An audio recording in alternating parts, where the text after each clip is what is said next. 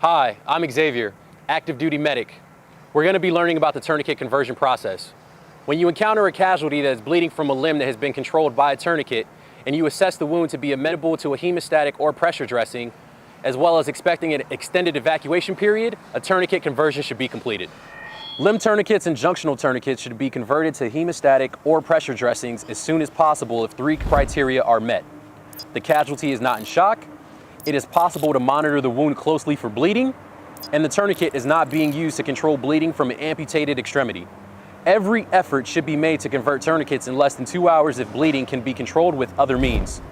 Do not remove a tourniquet that has been in place more than 6 hours unless close monitoring and lab capability are available. Consider body substance isolation. Next, expose the wound. If not previously exposed, remove clothing and equipment as required. Remove the gauze or hemostatic dressing from its sterile package. If the sterile gauze or dressing is not available, use a clean, dry cloth material. Now, pack the dressing tightly into the wound. Fill and pack the whole wound cavity tightly while keeping firm pressure on the wound. Keep in mind that more than one gauze may be required. You want to ensure the gauze extends 1 to 2 inches above the skin.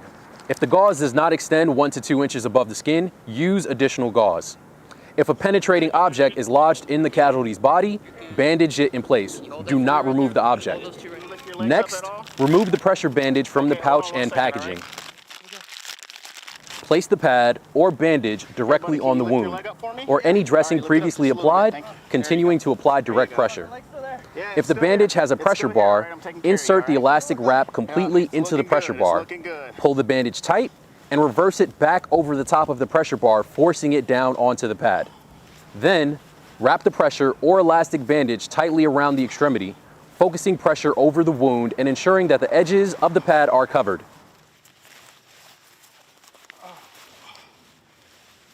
Secure the hooking ends of the strap or closure bar onto the last wrap of the bandage. Slowly release the tourniquet over a minute while observing the bandage for bleeding.